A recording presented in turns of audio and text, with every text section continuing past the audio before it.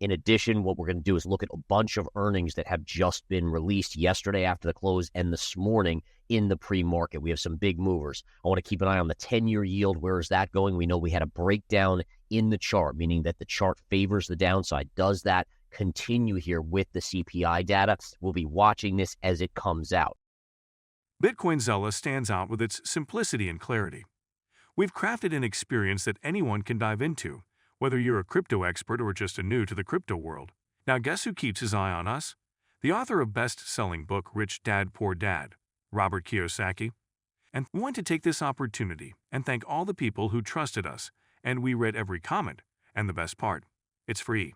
Subscribing now means you will get all new information for free. Don't just follow the trends, stay ahead of them. Subscribe to Bitcoin Zella today and enjoy the new edge. Gareth breaks down the latest crypto charts and macro data. Discover key levels, potential trends, and how they might impact your strategy. Tune in now for the full picture.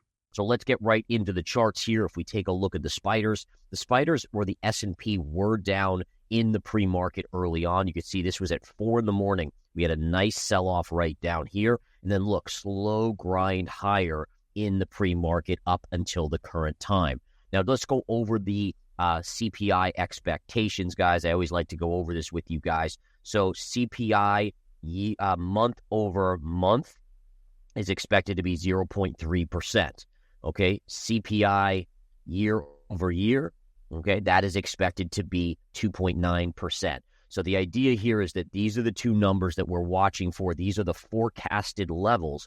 We want to see ultimately what they end up being here when they are released. And I am doing this recording just prior. We have about 9 minutes to go until these data points come out. I will bring them to you and we will watch the reaction live, or at least live here. You'll be watching on a slight delay. Okay, so let's look at the U.S. dollar going into this print here. We have a U.S. dollar that has a head and shoulders pattern. Head and shoulders in technical analysis is a bearish pattern. However, it has not triggered yet. The trigger will be a break of the neckline. So always remember that you can have lots of head and shoulders out there in charts, but all that matters is when the neckline breaks. This line here. And it's not an intraday break. It's a daily close. So you need a daily close essentially on the DXY below 107.64. And at that point, we should see continued downside if that were to happen. All right, if we flip over to the 10-year yield, look at this. Classic breakdown, retrace to the scene of the crime. Now, the question is, do we break back above or do we break back down? Probability-wise, a slight favoring to the downside. Now, why? Why is it not a significant favoring to the downside? The answer is very simple. You never confirmed the breakdown. So here was a close below on the candle, okay? You never confirmed that candle as a breakdown to confirm the breakdown. Therefore, the retrace, this level here, and this is very key in the methodology that I teach, guys, because you didn't confirm below this white line is only minor resistance now, not major. If you confirmed, this would be major, and probabilities, remember, we always speak in terms of probabilities. Probabilities would be like 75, 80% that we would go down.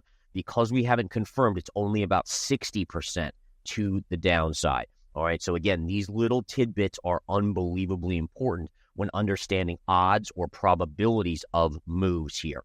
At least 16 U.S. states are blazing a new trail by considering strategic Bitcoin reserves, and they're not waiting for President Trump to finalize his national plans.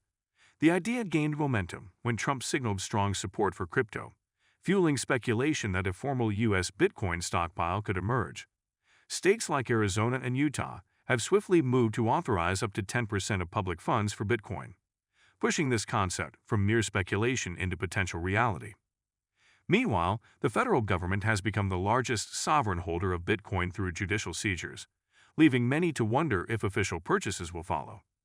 Some see these developments as a hedge against inflation, while critics worry about volatility. Trump's crypto-friendly stance hints that a national Bitcoin reserve could be on the administration's list of priorities. If such a plan moves forward, it would mark a historic shift, signaling the government's willingness to treat Bitcoin as a store of value. Eugene Epstein of Money Corp believes government-level Bitcoin buys could indeed spark fresh market excitement and optimism. Observers are also curious about how officials will manage the existing seized BTC supply. States' proactive stance and Trump's outspoken support suggest a national reserve might be coming very soon. Gold ahead of the print here. We are seeing gold continuing to pull back. So we had a doji yesterday. Didn't turn out to be a topping tail. A doji, again, the difference here, dojis are small or lower success rate topping signals. Topping tails are significantly higher success rate. All right, topping tails are more significant in terms of their bearish reversal stature. Dojis are negative, so it is a negative signal here from yesterday, but it's just not as powerful. Either way, gold is coming back in today ahead of this CPI print that, again, will be out in just a couple minutes. All right, let's get through some of these earnings so that when we hit that data, we can go back and look at the data. UPST is having a monster move on earnings here. We'll get rid of that. Don't need that on the charts. Look at this, trading all the way up here. We closed yesterday at 67 and change. We're trading at 84. There's an obvious level here. I have two levels for me in the Apex Live day trading room that I might be looking to trade. Number one is going to be a Pierce of 89, which will be double top. And number two, right here, right? If we zoom out, we take this high, we connect it through these two highs. This would be my secondary level. This actually would be a swing short up here, in my opinion. And again, that would be a swing short potentially, and that is at a price point of around 96 to 97. It's upsloping, so you can remember over time it'll go up, but that will be a significant trend line. So this is going to be a day trading one. This would be day trading as well if it hits today. I just don't know if it will, but this one I would be eyeing as a swing short level. This is more just day trading wise. Now you might say, well, double tops are really good for swing trading. Yeah, I mean, you can always dollar cost average, right? Small short position right there. And then you can add here again if you just don't want to miss a trade. That's always an option. In fact, in my services, I oftentimes dip the toe in the water and then I dollar cost average in because it gets us in the game. In this way, if let's say it hits here and then just starts collapsing, at least we have some skin in the game going down. All right. SMCI reported earnings, and they also did a whole bunch of restatements on their financials. The stock had sold off yesterday, closing at around $38.50. Today it is up at around $44. Now, no trade yet here, but I am going to be eyeing today this $48 high pivot right here, $48 for potential swing trade, and then just above that is a major gap fill at $49. So this zone right here should be major resistance. DoorDash, let's take a look at Dash here, guys, as we bring this up here. Get rid of that there. If we look at this on the charts, we can see DoorDash is also higher on earnings. It's not a huge move, though. Again, closed at 193, trading at 204, so it's only an $11 move. This would be one of my favorites for a potential initial push up on the open, and then a fade the rally. Now, you might say, well, why fade the rally? Well, a couple reasons. Number one, if we look at this chart, look at how extended it is in the short term. It's been on a grind higher since January of 2020, well, actually November of 2022, and it's short term, it is very extended. Number two, what we can see here is that if we take this high and we drag this out, look at this. Right up around 210, you have high pivot to high pivot, and that gets me very interested for a fade. So again, I don't know if it gets to 210 today, but that would certainly be a level to watch. And then if we zoom out, you can see that there's nothing really in here. I mean, really, you'd have your triple top up here. That's a long way away, but that would be the all-time highs on DoorDash. Ethereum's price has climbed around 3% this week, driven partly by renewed confidence following the PoBZX exchange's application for the first Ethereum staking option in an ETF framework. The proposal by 21 shares aims to let investors earn staking rewards through a regulated product, removing some of the complexities of staking directly. Many consider this a significant step toward broader adoption, especially from institutional players who value convenience and regulatory clarity. The market's upward move is also fueled by short liquidations in the Ethereum futures sector.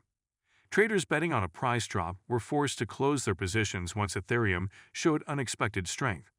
Since February 12, over $37 million in short bets have been liquidated compared with $29 million in longs.